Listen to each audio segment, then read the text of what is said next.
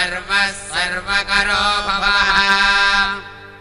जटी चर्मी शिखण्डी च सर्वाङ्गः सर्वभावनः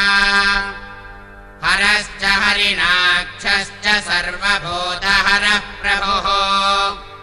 प्रवृत्तिश्च निवृत्तिश्च नियतः शाश्वतो ध्रुवः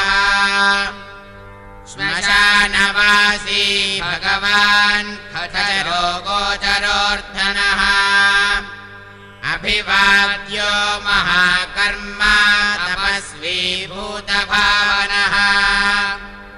उन्मत्तवेषः प्रच्छन्नः सर्वलोकः प्रजापतिः